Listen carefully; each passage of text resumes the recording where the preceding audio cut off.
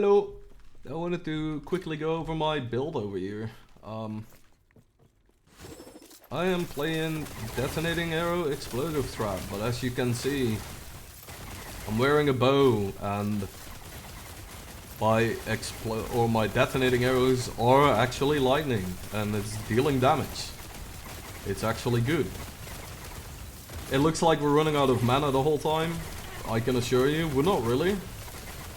This is because of a node over here, consuming current mana. We're just stacking a bunch of mana regen. We have access to stuff like Thundering Steel and Rapid Detonation, making Arcing Blast a really good point for clear compared to the cold version, where you can't take that node because you're converted to cold. On top of that, we're just taking the throwing attack speed on the explosive trap.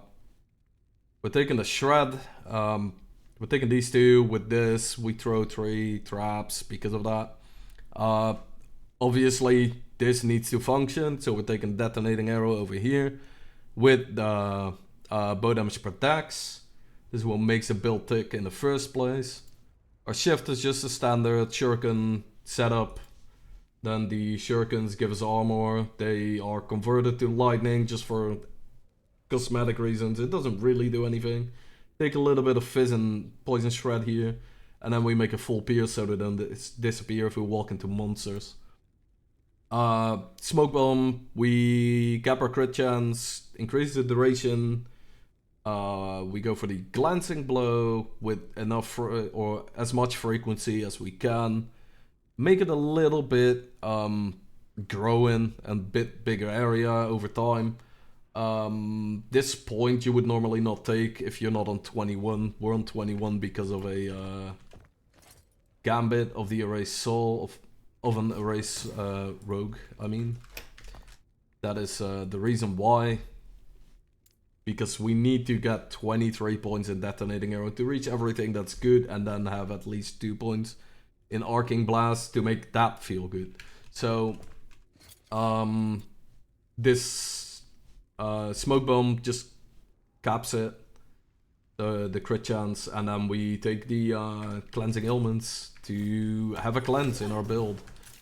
I do not have it on the belt. We could get it on the belt instead of the cold damage. The cold damage doesn't do much there. We do use Morning Frost. Morning Frost is extra damage. As everyone knows, this is really strong with deck stacking. It's the only reason why deck stacking works in a lot of places. But here's the interesting one. We're using a Drelko's Compass. The reason we do this is because we need some way to lower our mana cost to a point where it's comfortable. With this, we're going down to 4 mana cost on a detonating arrow. This results in 5 mana cost because of the node in explosive trap being 125%. And with 5 mana cost, we can sustain it pretty easily together with our rings, making our explosive trap cost 0. You then take the passive points over here to get the mana gain on 0 cost skills. This is how we sustain our mana compared to where people would invest into more traps in the explosive trap and then make your detonating arrow cost no mana, but then you lose the explosions, or at least a whole lot of them. Other than that, the 3 is really dex oriented. I'm gonna cap this out. Get more attack speed because attack speed feels good. More traps thrown is more happy, right? We take the haste over here. We take the dodge, some glancing blow chance, some dodge chance, more dex, and then over here we take more haste stuff. We just want to be fast. We want to have more damage out of the haste. Take more dex here, and then we take 2 points here, and then 6 points here for the mana and dodge. We just want mana regen. This mana regen wasn't worth it. It was 10 points for 20%, whereas the other one is 8 points, even with the points prior for 18%. But we also get a bunch of dodge and a little bit of health. On top of that, this last line only results in about 25% increased damage, which we don't need. We got 250% here with a single point even, because you can sustain your max stacks with a singular point. But yeah, let's go over this real quick. We take some dex, we take some crit, we take some vulnerability. We want 1 point in here regardless, even if it wasn't a travel point, just to get some more crit chance. Then we take the crit avoid, bow multi over there. We take concentration, but we don't care about the damage part. We travel all the way up to the movement speed and dodge. I just like going fast. You can spec a bunch more in concentration and get some more damage out of it. This point is still here. I still need to unspec this and see where I can fit it, where it's gonna have some value. This was because I was running puncture. But we're running elemental arrow. The reason why is we're not actually using our detonating arrow. So we can stack up to 6 elemental arrows, giving us 18% elemental resistances in total. As for this, bow damage leeches health sounds really good. But we're so close to crit cap, even if we're not doing anything. We are on 64%. And we throw a couple traps on something, you will not really see any white larger numbers other than the dot ticks. So we're not really leeching as much, unfortunately. It's still a little bit of health, and it's some filler points that could make you survive a hit at some point where it does kick in on a large hit. Other than that, we went over the whole tray already. Yes. Let's go over the gear real quick. So we're using the Draucus Compass. This gives us lower mana cost. We need the tier 6 at least crit chance bow attack speed hybrid on this to get some base crit. We have no other way to gain base crit other than our smoke bomb. Our smoke bomb isn't up 24/7, it's not following us. So if we're running around, we want some base crit. For the chest, detonating arrow, dexterity, fill it out with your stuff, just defensive stuff, resistances, health, armor, dodge even. This base unfortunately is absolutely terrible. I was running this before, but the dexterity increase that I gained from this is more damage than the 2 points in detonating arrow can do. That's why I'm not using that.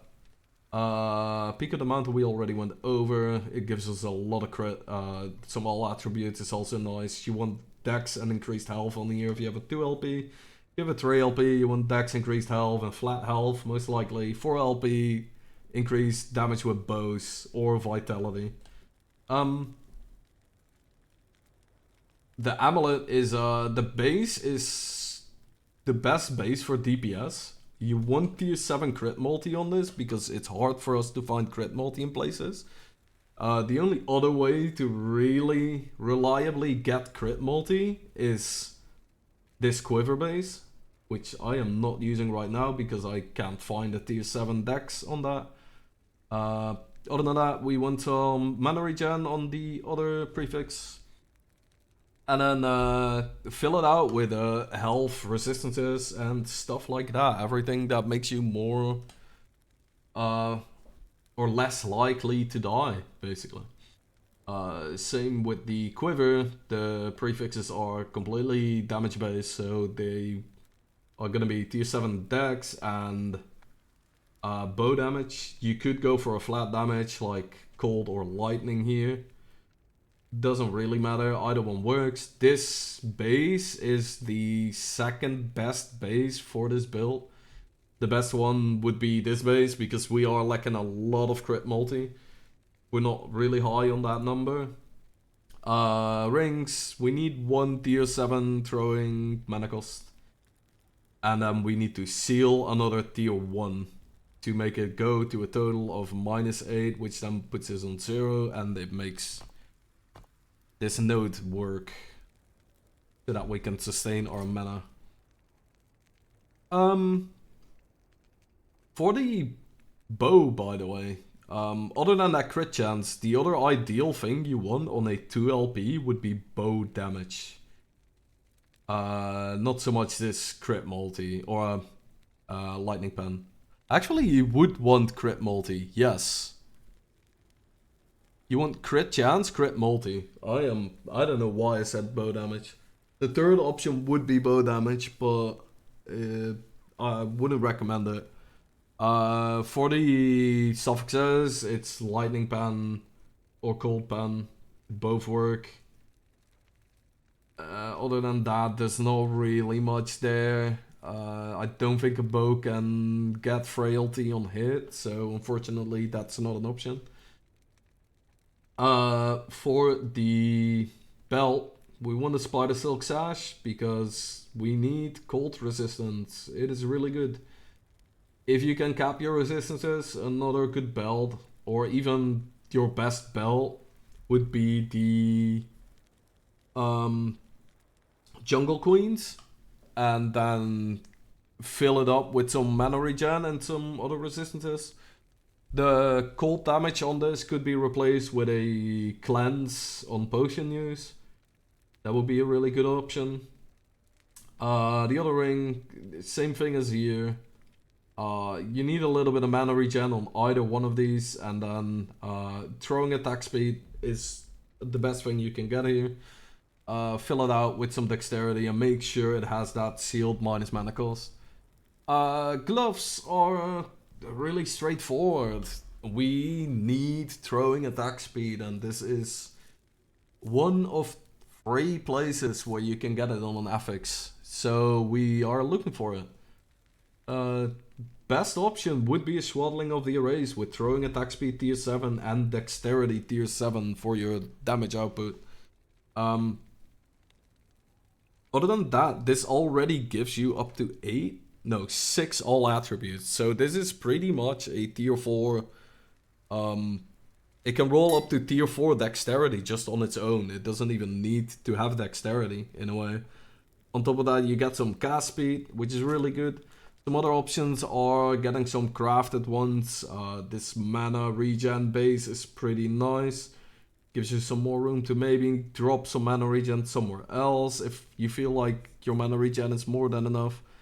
And it gives you the option of crafting a whole bunch of health, because gloves do have hybrid health, which is really good.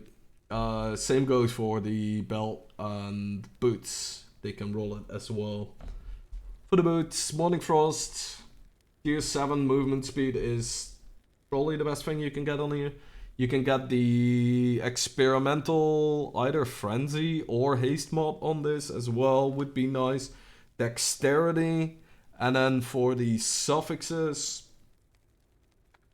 hybrid health, regular health would be nice as well. Some resistances, stuff like that.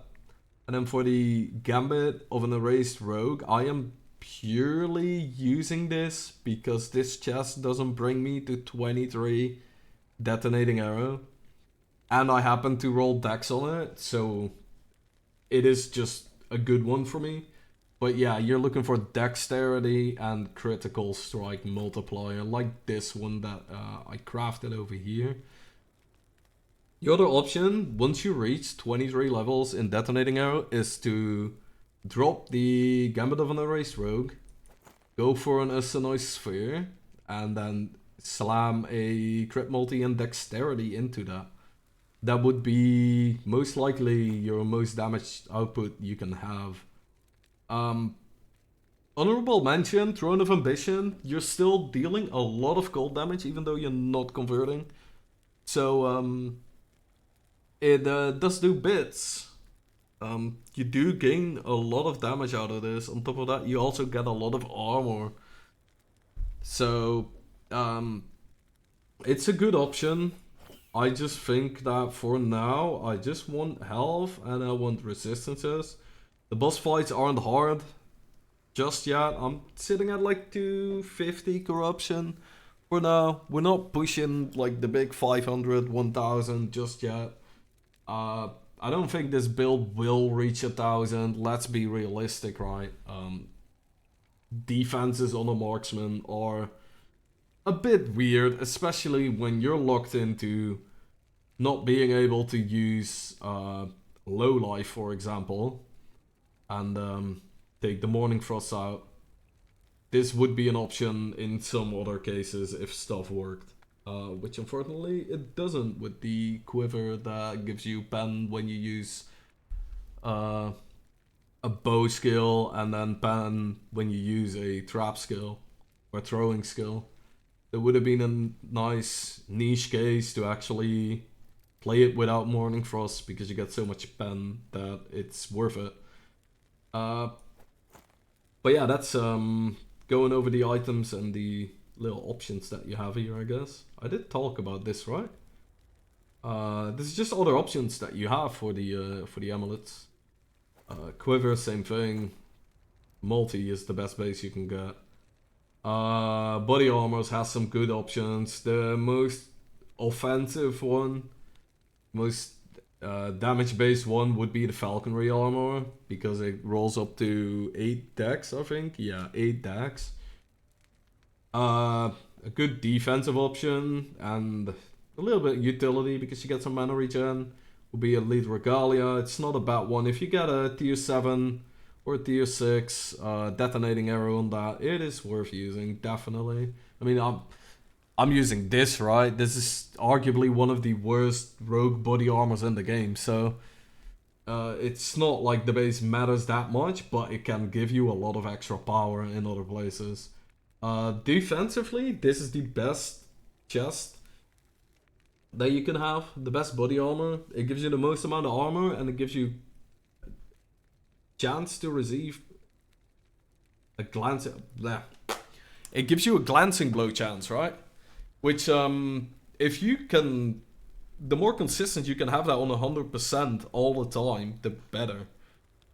It's just straight up 35% less damage taken from hits, which is just good. Then the other option is poison and cold resistance. Same reason as we take the spider silk sash. Resistances are hard to find when it comes to cold. Or at least it's hard to cap when it comes to cold because of the morning frost. So it's a good body armor, especially if you switch out the belt for the jungle queen.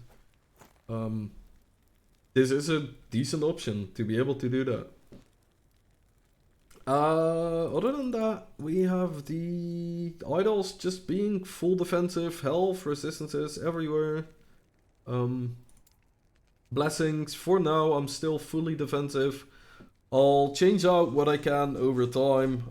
Void resistance is most likely the first thing that's gonna go, and I'll get 40% crit multi there because that's a really hard stat to find. The other ones might stay the same. All res, if you can drop it, you can get the crit avoidance and be fully crit capped.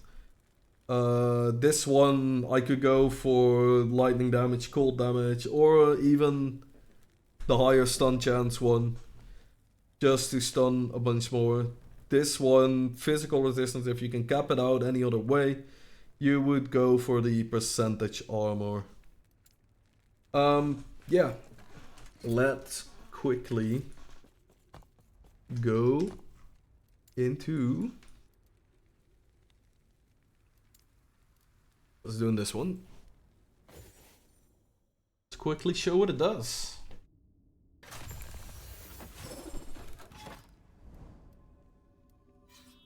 So the reason this build works, which I haven't really explained, is because percentage bow damage is too easy to get.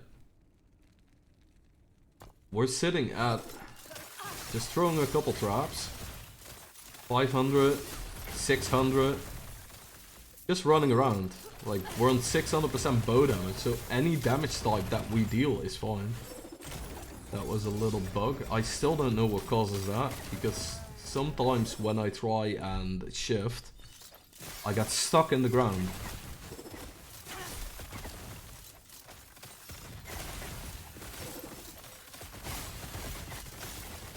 But yeah, all I have to do is I throw some traps and then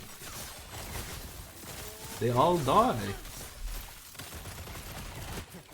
It is not as zoomy as the melee version from what I've seen.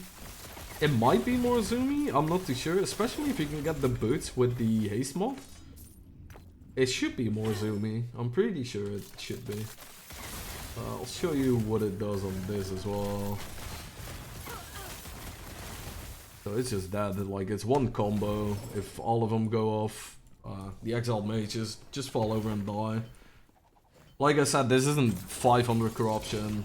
I'm not gonna try and sell it better than it is. I'm at 238.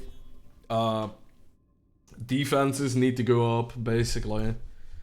I'm just gonna do that in the form of I need to get more HP. I need to crit the void cap. And then I would like another body armor. One that's better than this, because this gives me basically no armor. And my armor needs to go up. It's only on 34%. Oh, I do have a boss up. It's not an Orbis, it's a regular one. I'll do that after this and show you that.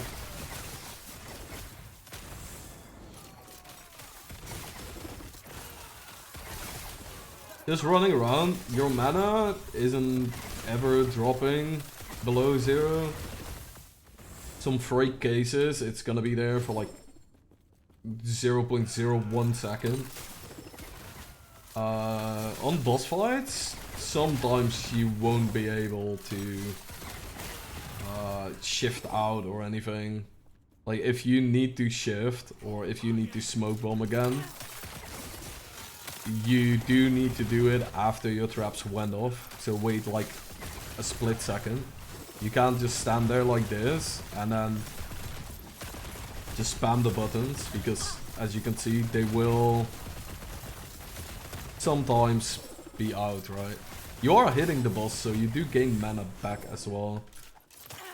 There's just a couple like milliseconds every time, like where you can't cast it, so be wary of that. It's not perfectly optimized to the point where you're never out of mana. I don't think it can be either, because it will drain your mana consistently because of the current mana cost. Cost based on current mana. It will always try and go down to 0, right? So keep that in mind.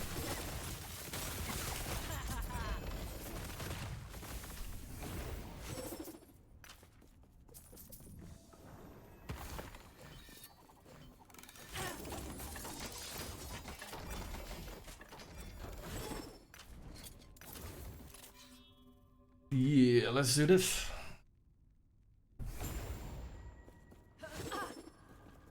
Well, bosses, it's straightforward. It's just you go in, put your traps down, smoke bomb down, don't stand in stupid stuff, and just try and shift around a bunch as well.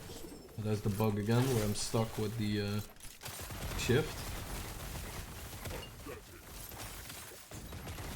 If you do have to tank anything, like in a fight where you're like, I'm gonna die otherwise, you can always, if it's up, just put your smoke bomb down. It's guaranteed to tank one hit in most cases.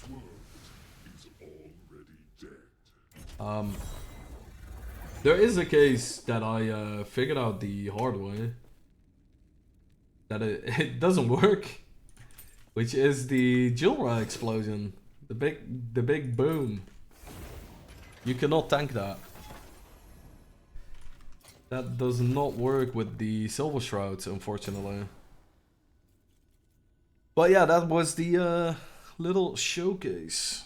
I think I went over everything. If anything was missing, sorry.